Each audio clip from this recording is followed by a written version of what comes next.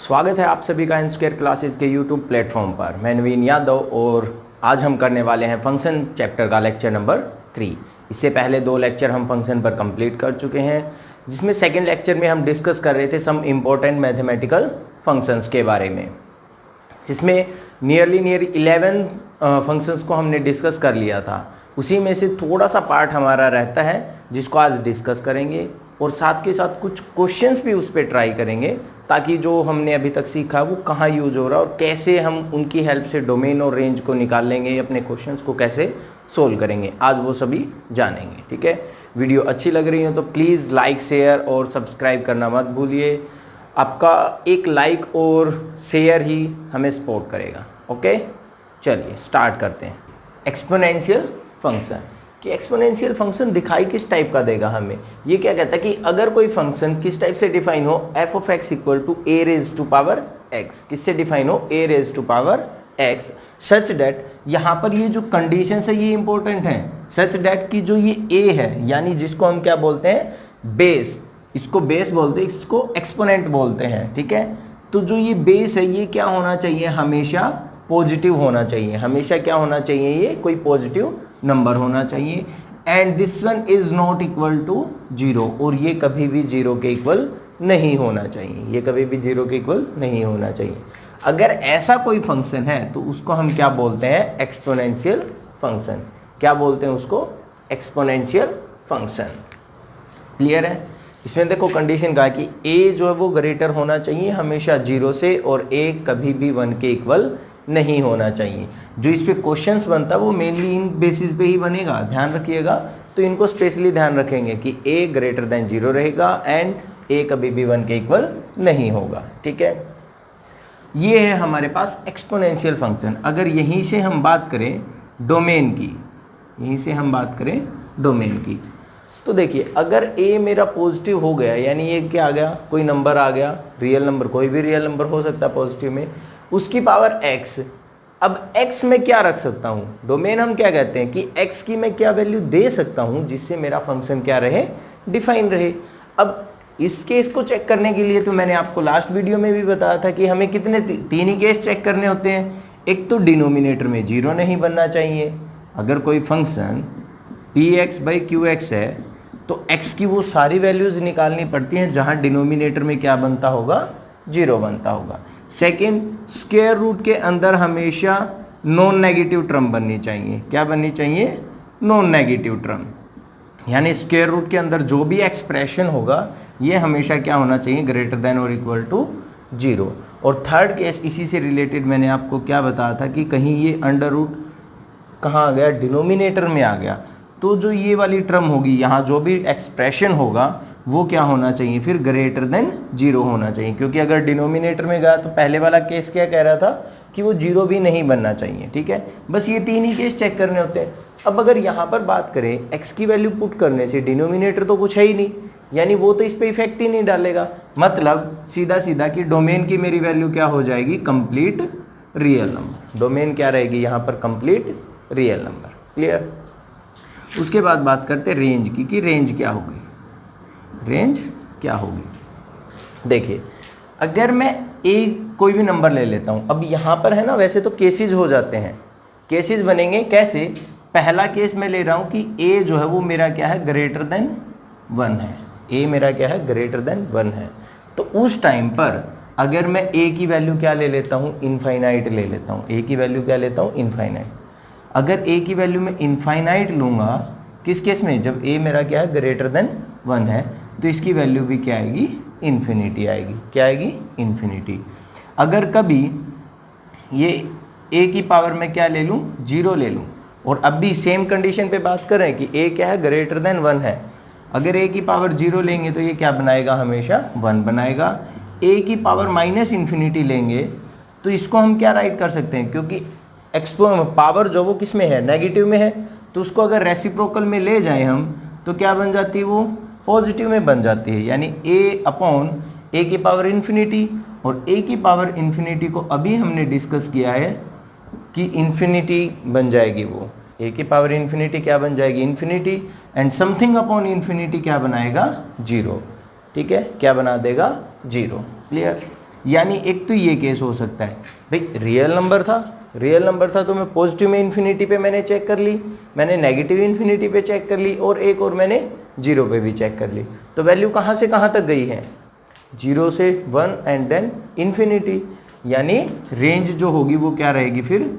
0 to infinity. क्या रहेगी? 0 to infinity. ध्यान रखिएगा यहाँ पर 0 भी एग्जैक्ट 0 इंक्लूड नहीं होती, इसमें रेंज में एग्जैक्ट 0 कभी इंक्लूड नहीं होती, क्योंकि 1 बाय दिस वन का मतलब होता है कि ये नियरली 0 है, एग्जैक्ट 0 नहीं होती, इसलिए इस 0 को काउंट नहीं करते। ठीक है, अब अगर रेंज की बात करें तो जब मैं a को लेस देन 1 लूँगा, a ग्रेटर देन 0 तो है लेकिन लेस देन अगर 1 है तब की बात करें सेकेंड केस में, तो जो a की पावर इन्फिनिटी होगी वो क्या बन जाएगी? एक्चुअल में 0 बनेगी। वो क्या बनेगी फिर? 0। और a रेज टू पावर 0 रहेगी same, a raise to power minus infinity actual में बन जाएगी फिर इन्फिनिटी। ठीक है, ये होता है हमारे पास। अब ये हो कैसे रहा है? तो इसके ऊपर देखो, एक्सपोनेंशियल फंक्शन और लोगैरिथमिक फंक्शन, ये दो ऐसे फंक्शन हैं जो एक पूरा लेक्चर ले जाते हैं। ठीक है, 12th क्लास में बिल्कुल बेसिक टाइप है, इसलिए मैं आपको सिर्फ और सिर्फ बेसिक बता रहा हूँ। हाँ, जिसको अगर ये कंप्लीट से देखना अच्छे से, तो इसके लिए एक सेकंड वीडियो मैं अपलोड कर दूंगा, मुझे बता दीजिएगा कि करनी है या नहीं करनी है, तो उसके अंदर पूरी डिटेल में दे देंगे कि भाई एक्सपोनेंशियल फंक्शन की क्या क्या प्रोसेसिंग है, कैसे कैसे वो वर्क करता है। ठीक है, क्लियर है? एक इसमें दो छोटी छोटी टर्म्स और ध्यान रखेंगे। अब इस पे भी वैसे बोर्ड क्लासेस में, यानी अभी तक सीबीएसई बोर्ड ने इस केस पे कोई वर्क नहीं किया है, यहाँ पर क्वेश्चन नहीं दे रहा, वो यहीं पे क्वेश्चन दे रहा है। ठीक है, सेकंड, अब जैसे ये है ना a raise to power x, इसको तो बोल दिया इन्होंने एक्सपोनेंशियल फंक्शन। a पे बस दो ही चीज़ें बताई कि a ग्रेटर देन 0 होगा और a नॉट इक्वल टू 1 रहेगा। ठीक है, अब ऐसा भी हो सकता है कि एक फंक्शन होता है जिसके अंदर ये बेस को क्या ले लेता है? 10, यानी अगर मैं a की पावर 10 ले लूँ, सॉरी a की जगह पे मैं क्या रख दूँ? 10 रख दूँ, तो मेरा एक्सपोनेंशियल फंक्शन कुछ कैसा दिखाई देगा? एक सेकेंड भी, तो जो मेरा एक्सपोनेंशियल फंक्शन होगा वो क्या बनेगा? 10 रेज टू पावर x। ठीक है, इस एक्सपोनेंशियल फंक्शन को बोलते हैं कॉमन एक्सपोनेंशियल फंक्शन। क्या बोलते हैं इसको? Common exponential function. यानी जब मेरा बेस 10 होगा तब मैं उसको क्या कहूँगा? Common exponential function. ठीक है, इसी के साथ अगर कभी 10 की बजाय ये क्या आ जाए? e की पावर x होकर आ जाए, स्मॉल e की पावर x होकर आ जाए, तो इसको बोलते हैं नेचुरल एक्सपोनेंशियल फंक्शन। क्या बोलेंगे इसको? Natural exponential function. ठीक है, नेचुरल एक्सपोनेंशियल फंक्शन। जो आपके मेन क्वेश्चंस बनते हैं वो इसके ऊपर बनते हैं। 12th क्लास बोर्ड क्लासेस के अंदर जो मेन क्वेश्चन बनाता है वो यहाँ पर बनाता है, जबकि कंपटीशन में तो इसके एक्स्ट्रा वाले पार्ट्स को भी इंक्लूड कर लेता है। ठीक है, अब ये क्या होता है? एक्सपोनेंशियल, यानी ये स्मॉल e है जो, इसकी वैल्यू आपकी बुक में कहता है कि ये 2 to 3 के बीच में लाई करेगा। भाई 2 से 3 के बीच में कोई भी नंबर हो सकता है। अब 2 से 3 के बीच में होगा तो देखो ये वाली सारी कंडीशंस को फॉलो करेगा ये। ठीक है, लेकिन अगर इसकी एग्जैक्ट वैल्यू की बात करें तो इसकी एग्जैक्ट वैल्यू होती है 2.71828। ठीक है, ये आपको जस्ट एज ए नॉलेज बता दिया, बाकी इसका कोई यूज़ है नहीं। बस इतना ध्यान रखेंगे कि इसकी वैल्यू 2 से 3 के बीच में लाई करती है, क्योंकि अब ये e क्या है? 1 से बड़ा है। ये क्या है? e 1 से बड़ा है, यानी कि यहाँ पर ये सेम टाइप से प्रोसेसिंग करेगा। मतलब e raise to power infinity क्या बनाएगा? Infinity. e raise to power 0 क्या बनाएगा? 1। And e raise to power minus infinity क्या बनाएगा? 0। ठीक है, ये है हमारे पास एक्सपोनेंशियल फंक्शन। क्लियर? अब नेक्स्ट है इसी में और लास्ट है जो हम डिस्कस करने वाले हैं अभी 12th क्लास के अंदर, दैट इज लोगैरिथमिक फंक्शन। अब लोगैरिथमिक फंक्शन हमें किस टाइप का दिखाई देगा कि एफ ऑफ एक्स कोई फंक्शन होगा जो इस टाइप का हमें दिखाई देगा, लॉग ऑफ बेस a और x। ठीक है, x इसकी वैल्यू, ये बेस रखा गया है, लॉग ऑफ बेस, इसको बेस बोलते हैं। ठीक है, log of x with the base a, read कैसे करते हैं? log of x with the base a। ठीक है, सच दैट कि a जो है, जो लास्ट वाली कंडीशन थी वही है कि a क्या होना चाहिए? हमेशा पॉजिटिव होना चाहिए एंड ए कभी भी इक्वल टू 1 नहीं होना चाहिए, ए कभी भी इक्वल टू 1 नहीं होना चाहिए।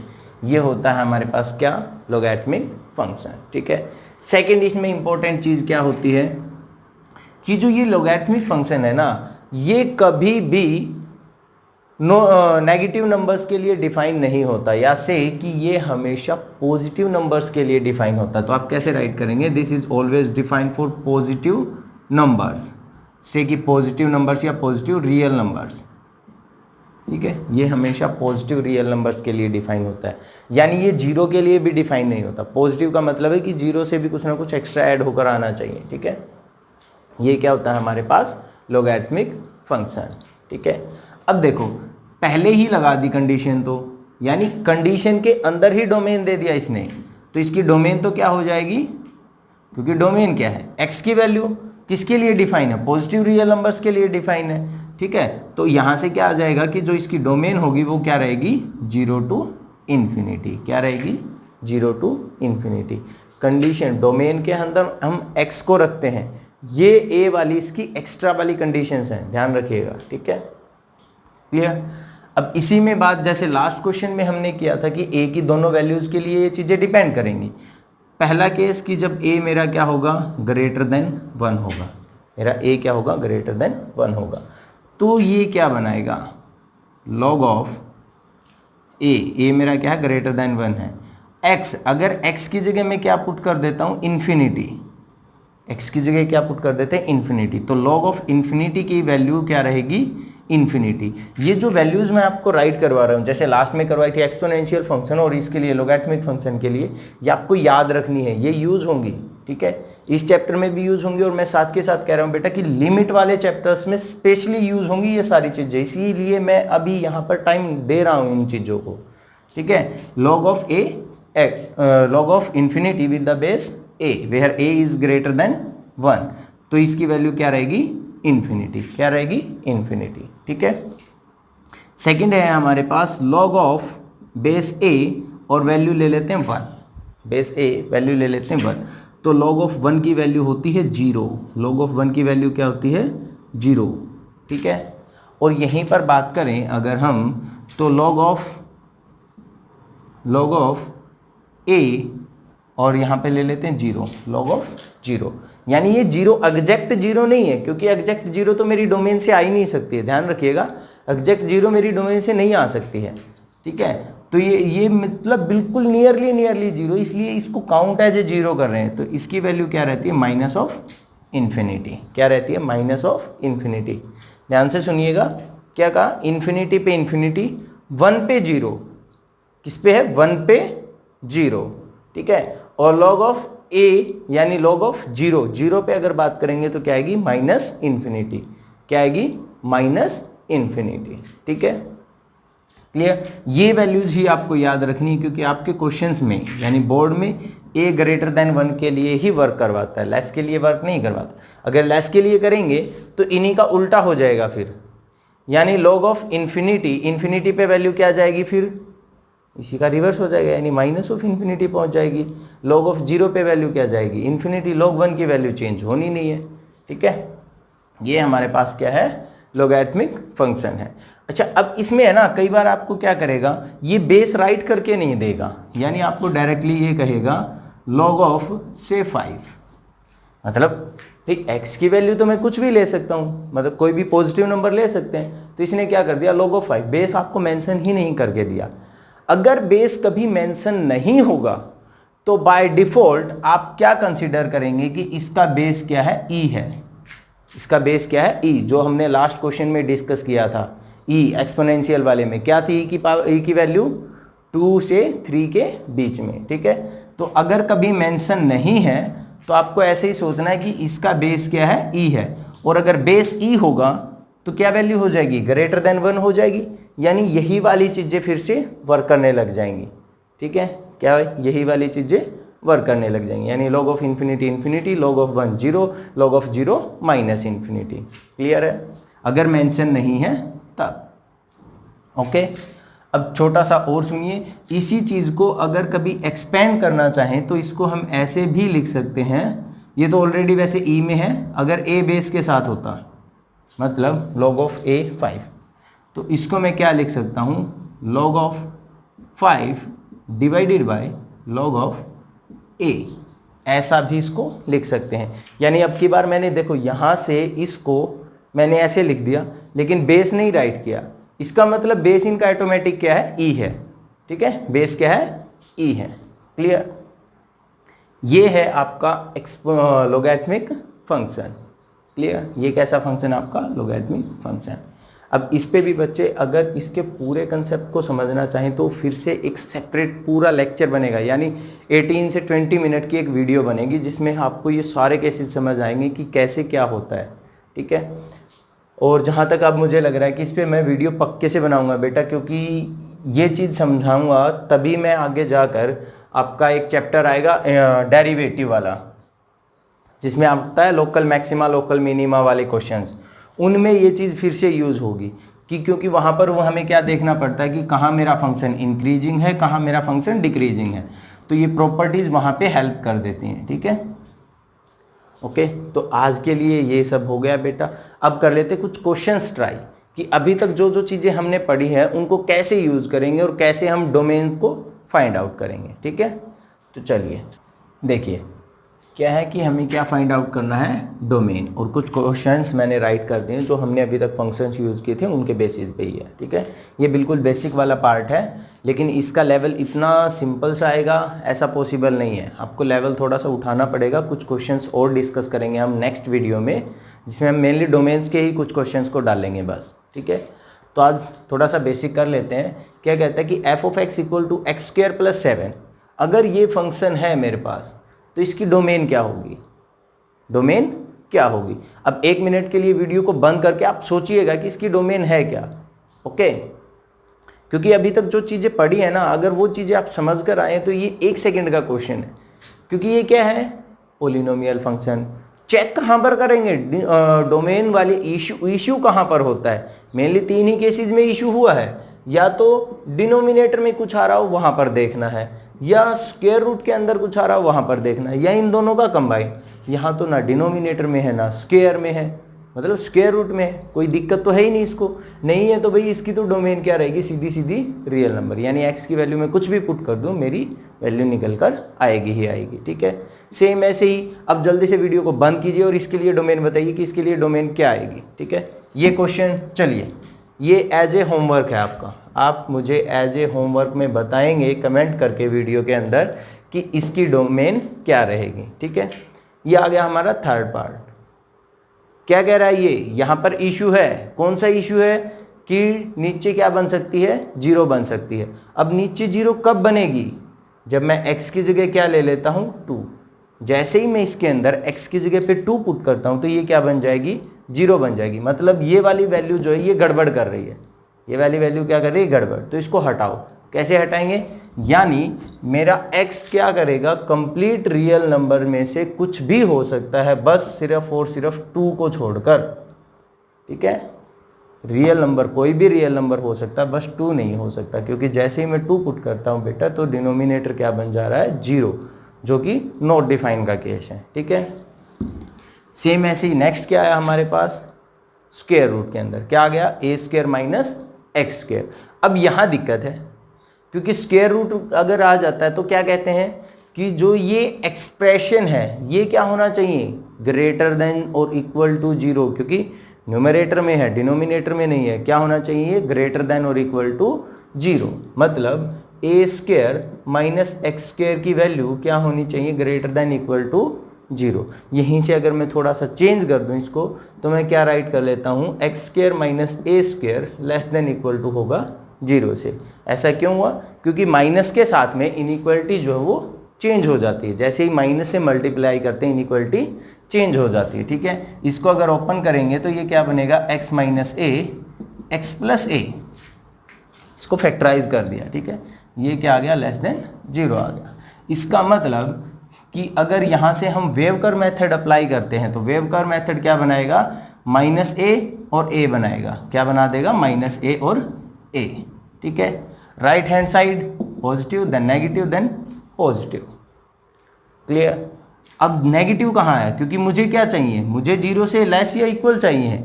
इक्वल चाहिए तो डॉट भी लगा लीजिए साथ में, और लेस चाहिए तो मतलब ये वाला नेगेटिव वाला पोर्शन उठाना पड़ेगा आपको। यानी जो मेरा x होगा वो कहाँ से कहाँ तक बिलोंग करेगा, -a से a तक बिलोंग करेगा। कहाँ से कहाँ तक करेगा, -a से a तक। ये कौन से मेथड से निकाला मैंने, वेव कर्व मेथड से।